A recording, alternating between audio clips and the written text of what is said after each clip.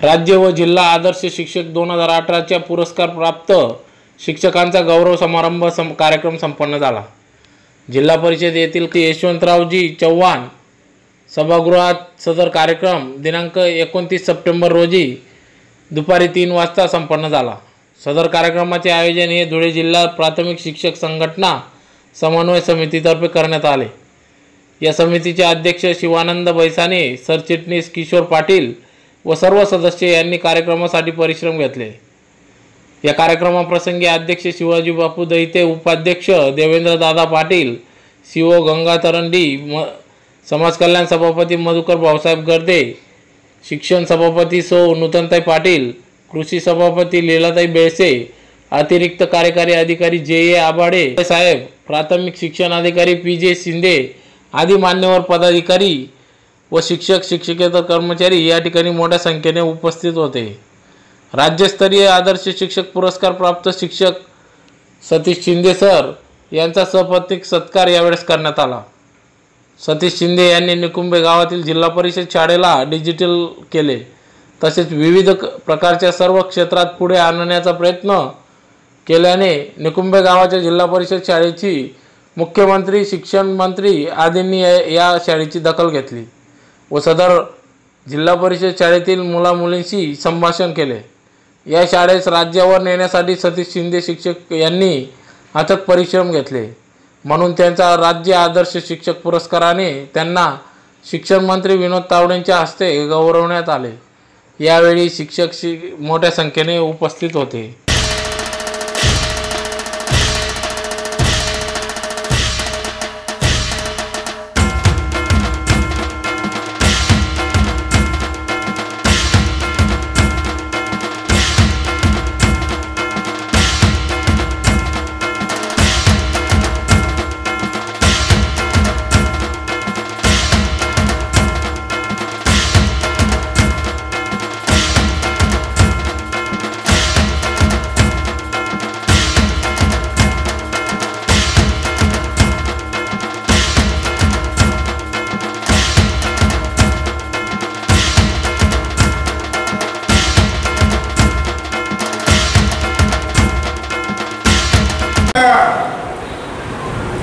नवीनच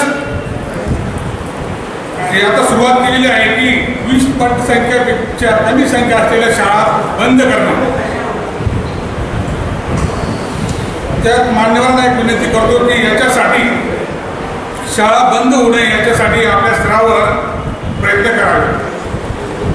तसेच दर महिन्याला शनिवारी शिक्षण परिषद होते, परंतु शासनाचा 6 सप्टेंबर 2016चा निर्णय आहे, त्याच्यात शिक्षण परिषद कधी घ्यावी हे नक्की दिलेलं नाही। तरीसुद्धा आपल्या धुळे जिल्ह्यामध्ये शिक्षण परिषद ही शनिवारी घेतली जाते। जवळच्या नंदुरबार जिल्ह्यामध्ये सोमवार ते शुक्रवार या 6 दिवसात कधी घेतली जाते, परंतु धुळे जिल्ह्यामध्ये शनिवारी घेतली जाते। त्याच्यासाठी महाशय सीओ साहेबांना आमची समन्वय समितीला विनंती राहील की आमची शिक्षण परिषद ही शनिवार ऐवजी सोमवार ते शुक्रवार या दरम्यान घ्यावी अशी मी विनंती करतो। आणि शिक्षण समन्वय समितीच्या या कार्यक्रमास आपण सर्वांनी उपस्थिती दिली। सांगतो की आम्ही प्रशासनाशी समन्वय साधून आमच्या बांधवांच्या समस्या आपल्यासमोर मांडून त्या समस्या सोडवण्यासाठी आपल्या सर्व पदाधिकारी, अधिकारी व महिलांनी मदत करावी। आजपर्यंत आपण सर्वांची साथ आहेच, यापूर्वी सहकार्य असू द्यावे। शिक्षकांचे प्रलंबित प्रश्न असतील त्या पदोन्नती द्यावं, तसेच विषय शिक्षक व केंद्र प्रमुख हे गेल्या 3.5 वर्षापासून रिक्त आहेत, तर त्यांची पदोन्नती व्हावी। तसंच आमचे बांधवांचे 12 वर्षानंतर चट्टोपाध्याय श्रेणी असते ती लागू करावी, 24 वर्षानंतर निवड श्रेणी असते ती लागू करावी। सर्व मान्यवरांना मी सांगू संघटनेचं समन्वय समितीचं त्याचे अध्यक्ष आदरणीय बैसाळ सर, किशोर पाटील आणि सर्व समितीच्या अध्यक्षांचं, सरचिटणीसांचं अभिनंदन करतो आणि आभार व्यक्त करतो की धुळे जिल्ह्यात पहिल्यांदाच असा कार्यक्रम होतोय की ज्या राज्य शिक्षण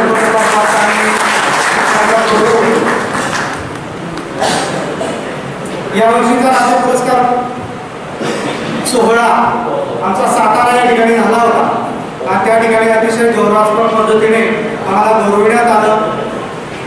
मित्र, माझ्या कामाची सुरुवात मी अक्कलकोट तालुक्यात केली. आदिवासी क्षेत्रामध्ये 19 विद्यार्थी शिष्यवृत्ती परीक्षेत आणले. त्यानंतर अर्थे तालुका शिरपूर या ठिकाणची जी शाळा होती ती शाळा ती उत्कृष्ट उपक्रमची शाळा तिला घोषित केलं. नंतर सैनिक आणि सर्व कामाचा कळस म्हणजे निकुंभे शाळा की ज्या निकुंभे शाळेमध्ये अतिशय खराब परिस्थिती होती आणि आज ती शाळा आंतरराष्ट्रीय शाळाची ओजस आणि तेजस या ज्या शाळा डिक्लेअर होणार आहेत त्या स्पर्धांपर्यंत पोहोचले. हे सगळं काम करत असताना लोकांचा सहभाग हा माझ्या दृष्टीने अतिशय महत्त्वपूर्ण ठरला.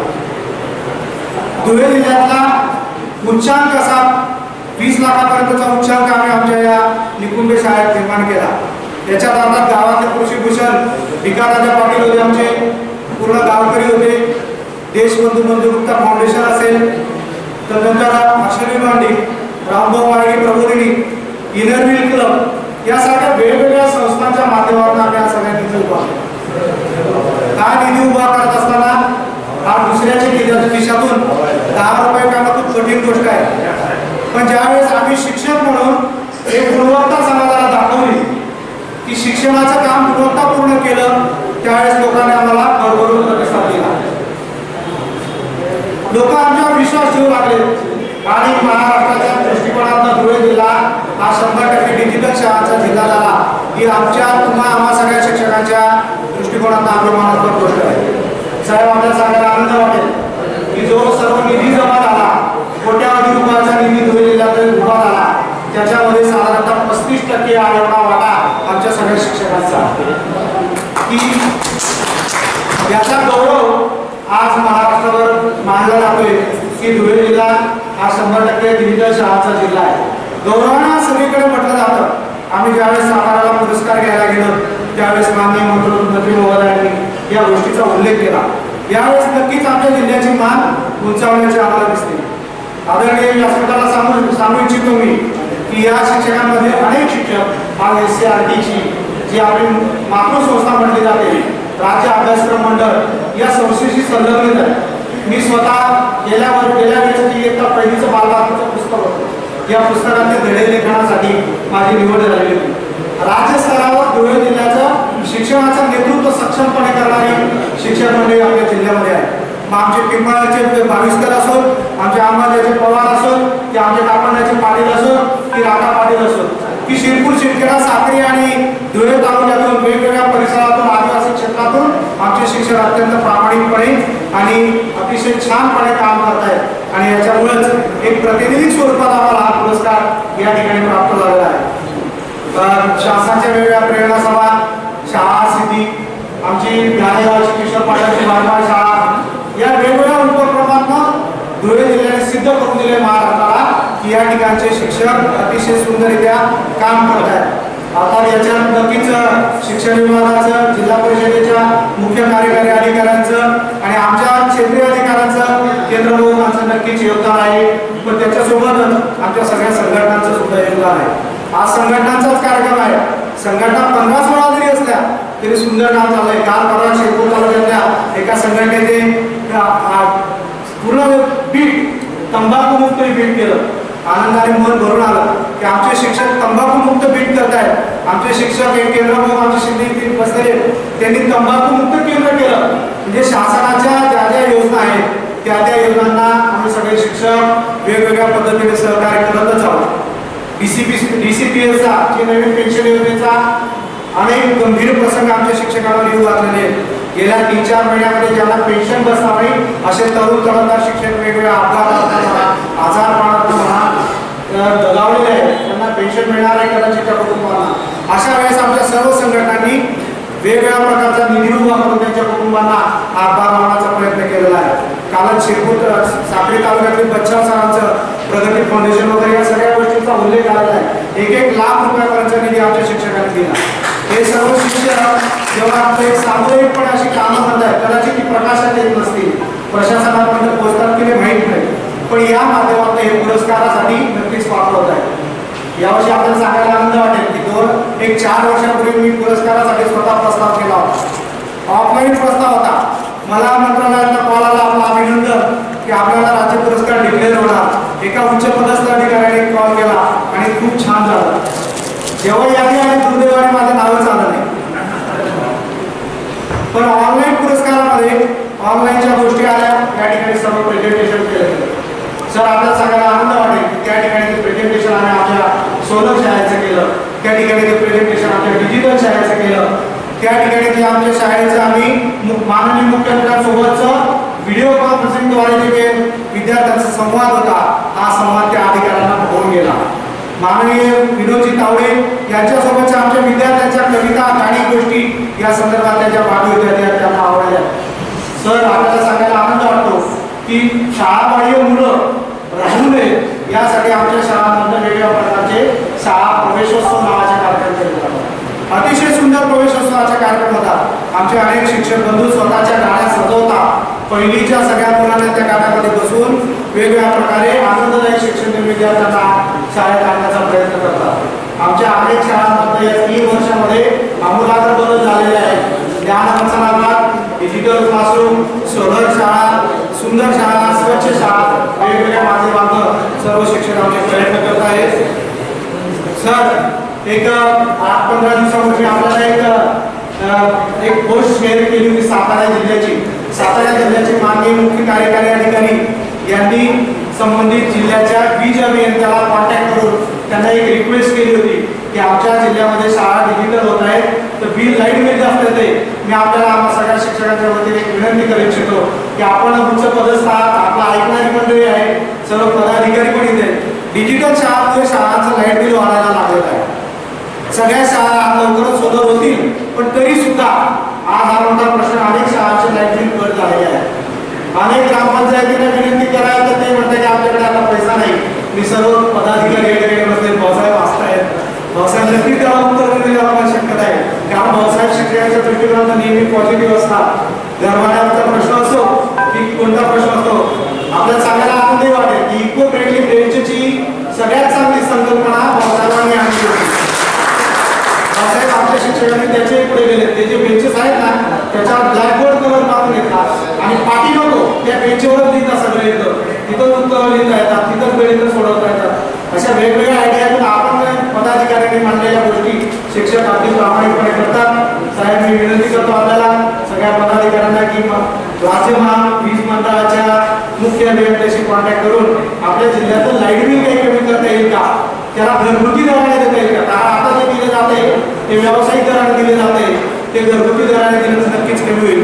किंवा 14व्या मिनिटावर प्रत्येक ग्रामपंचायतीला हजार टाकला तर आमचं बिल कमी होईल।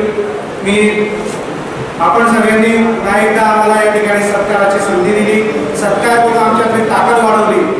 आज सत्कार स्वीकारताना एवढं सांगू इच्छितो की हा सत्कार म्हणजे आमचं कौतुक जरी असलं तरी आमच्यावर टाकलेली जबाबदारी आहे। आम्ही जिल्ह्याचं एक नेतृत्व करत आहोत, जबाबदारीपूर्वक आपल्या जिल्ह्याची गुणवत्ता वाढेल यासाठी आम्ही नक्की सगळे सत्काराचे प्रयत्न करू। पुन्हा एकदा सर्व मान्यवरांचं, आदरणीय मुख्य कार्यकारी अधिकाऱ्यांचं, सर्व विस्तार अधिकारी, शिक्षणाधिकारी, सर्व केंद्रप्रमुख, शिक्षक संघटनेचे सगळे अध्यक्ष, समन्वय समितीचे सर्व सदस्य, सगळ्यांचे एकदा धन्यवाद व्यक्त करतो। एका अपेक्षा असतात शिक्षकांच्याकडून, काय असतात, शिक्षक असते रोज ते शिक्षण द्यावं लागतं। आता आम्ही प्रत्येक वर्ग काय वेळेला तपासणीसाठी आम्ही जातो, त्यावेळेला आम्हाला असं माहिती असतं, माझा अनुभव शेअर करतो शिक्षकांच्या। आम्ही शिक्षकांना आम्ही क्लास जातो आणि आमचं काय सिलेबस दिला आहे त्याच्याबद्दल आम्ही शिकू, सर्व शिक्षकांना तसं करतो, पण ते कुठेपर्यंत विद्यार्थीपर्यंत पोहोचले त्याच्यात कोणीतरी तुम्हाला खात्री करावं लागेल। कसे खात्री करायचे, आता तुम्ही मॅथ शिकवत, आता एका फॉर्मला तुम्ही मॅथ शिकवत असेल, त्या विद्यार्थीला ॲडिशन सुद्धा येत नाही, त्या विद्यार्थीला फॉर्मला वगैरे काय होईल, कसं असतं, बरोबर आहे का? त्याच्यामुळे आम्हाला काय वाटतं, ठीक आहे मी आले, माझे सिलेबस दिला आहे, ते सिलेबस प्रमाणे मी शिकवले, तर विद्यार्थीला पर्यंत पोहोचले का नाही पोहोचले का? 2-3 विद्यार्थी हुशार असतात, तुम्ही शिकवलं नसेल पण ते शिकतात, पुस्तक बघून करतात,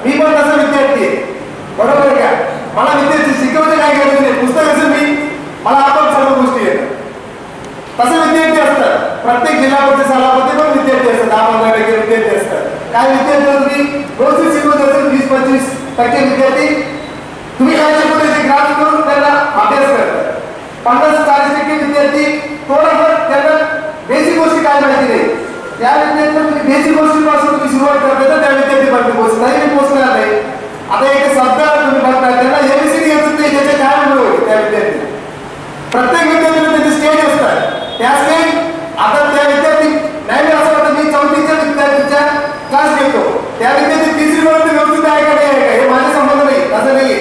3री पर्यंत तुमच्या मंडळी शिकवले बरोबर आहे का, त्या विद्यार्थी कुठेतरी बाहेर झाला नाही, तुमच्या वर्गांमध्ये तुमच्या शाळामध्ये तेच विद्यार्थी कोणीतरी तुमच्यासारखं शिक्षकांना त्याला शिकवलं.